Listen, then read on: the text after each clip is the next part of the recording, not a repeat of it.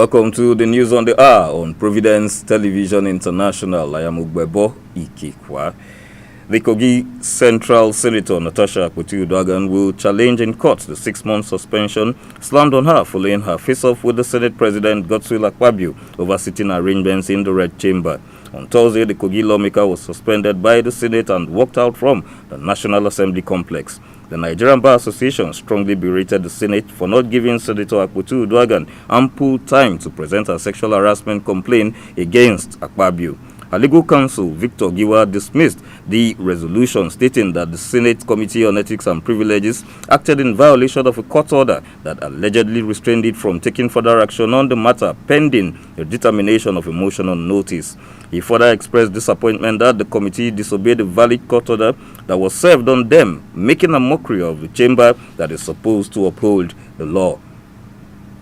Tensions in Rivers State have escalated as a militant group, the Niger Delta Rescue Movement, threatened to attack oil installations in response to the ongoing political crisis and the alleged withholding of the state's federal allocation. The group also issued a warning to non-indigents in the state, urging them to leave for their safety as they claimed hostilities were imminent. In response, the Rivers State Police Command vowed to crack down on any threats to national security, insisting that no group has a monopoly of power.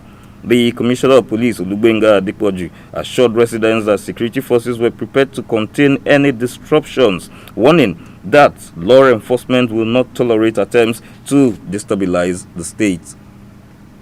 Veteran broadcaster Dr. Emmanuel Egariva has decried the poor services rendered by telecom providers despite the outrageous increase in tariffs. Dr. Egariva made the statement during an interview session on the program Newspaper Analysis on Providence Television International. He called on relevant authorities to address the excesses of telecom providers, emphasizing that the populace is being shortchanged as the providers charge consumers outrageous tariffs for very poor services. How does that? And worse still, the services are not getting better. Yes. You want to link up with a friend or a loved one, you experience all kinds of hiccup. And the House of Reps said something about this, apparently because they are affected.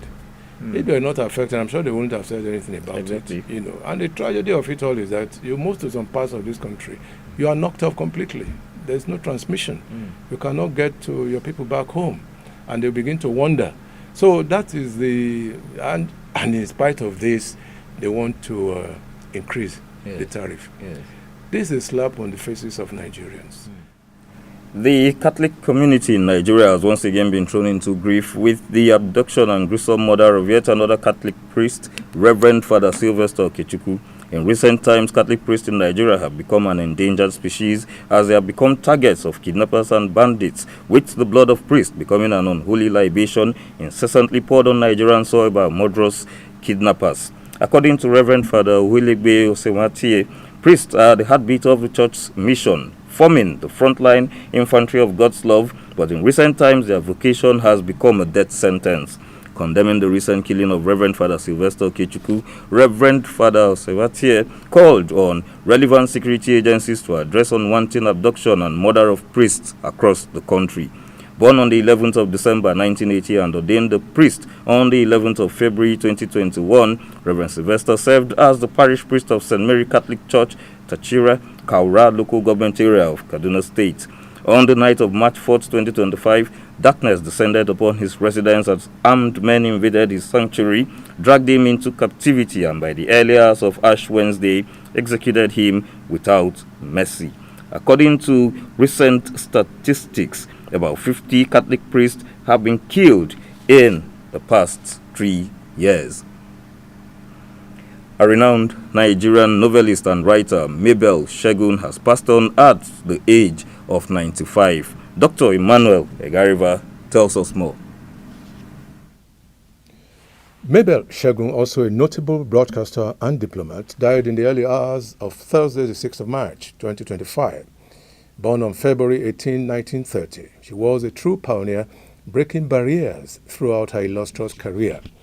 The distinguished novelist graduated from the University College Ibadan, now the University of Ibadan, in 1953 with a degree in English literature, Latin, and history. She was also a frontline member of the African Writers Series. Born in Ondo City in southwest Nigeria, her parents, Reverend Isaiah and Eunice Aegimokwede, hailed from Sabongida Ora in Edo State. Her stories and poems have been published in over 30 anthologies across the world and translated into German, Danish, Norwegian, Greek, and Swahili. Meanwhile, it will be recalled that a fortnight ago, Nigeria lost another iconic figure, Mrs. Nike Agbaje Williams, who passed on at the age of 88. The late Mrs. Agbaje Williams made history as the first African face to appear on television during the test transmission and the official commissioning of the Western Nigeria Television WNTV on October 31st, 1959. The management and staff of Providence Television International wish Mabel and Nike a sweet repose in the heavenly place. Edo State Police Command has detained 8 suspects in connection with the killing of a site engineer, Efe Ugbeidi, during the leadership crisis in Obazagbon community of Benin. The command spokesman, CSP Moses Yamu, confirmed the development on Thursday, stating that one Joshua Edo, chairman of the community youth, is the prime suspect. Other suspects include Obayuana Happy, Unwagu Everest, Chidera Ume, Simon Benjamin, Odion Adagboyin, Kennedy Oro, and Osai Adagboyin.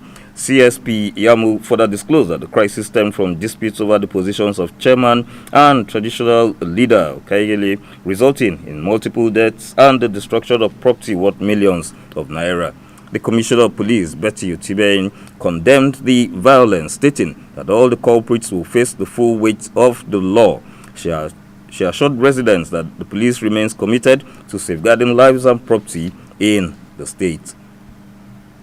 A 20-room lone-story building was on Wednesday destroyed by fire that emanated from a gas cooker at the Okeakpomu area of Kwara State. The incident, confirmed by the Kwara State Fire Service, occurred at number 90 Koro Compound, Okeakpomu area, Ilorin. Director of the State Fire Service, Prince Falade John, urged the public to prioritize the safety of all citizens and said that it is better to prevent such incidents. He reaffirmed the service commitment to safeguard lives and property through proactive fire prevention and rapid emergency response. The Director of Youth and Sports Development for the Economic Community of West African States, Ambassador Njaguni, has underscored the importance of sports in fostering cooperation and unity among the 12 ECOWAS member states. Ambassador Njoagwani stated this at the 13th ECOWAS African Wrestling Tournament, which commenced on Thursday at the Moshood Abiola National Stadium in Abuja. The event drew 55 athletes from 11 countries, with each nation represented by 5 wrestlers and 4 technical officials. The Super Falcons are removed in the latest rankings released on Thursday, retaining their status as Africa's best women's football team and the 36th in the world. The inactivity of the 9-time African champions between December and now didn't affect their position on the continent, on the global stage, even as their African rivals dropped a few places.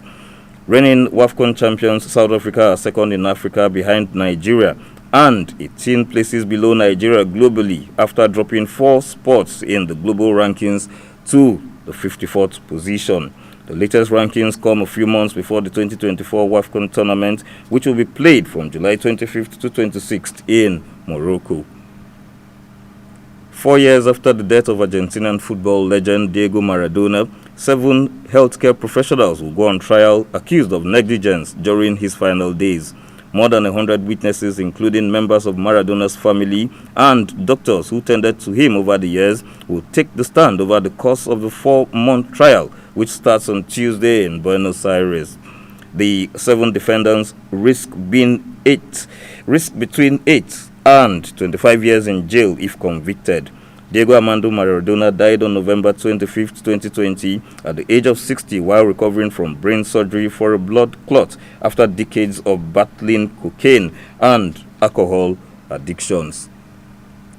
China's top diplomat has declared that the country will firmly counter United States pressure after President Donald Trump heaped tariffs on Chinese goods. Foreign Minister Wang Yi also accused the United States of meeting good with evil for provoking a trade war between the world's two largest economies. Speaking at a news conference today, Wang Yi warned that the law of the jungle could take hold in the world if nations were to pursue purely selfish interests. The US and China have been re-engaging in retaliatory tariffs since Trump's return to office in January. And to the exchange rates, $1 now stands at 1,554 naira, €1 1,689 naira, 1 British pound 2,007 naira, and 1 Canadian dollar presently stands at 1,082 naira. And that's the news on the hour on Providence Television International. Thanks for watching. Please stay tuned.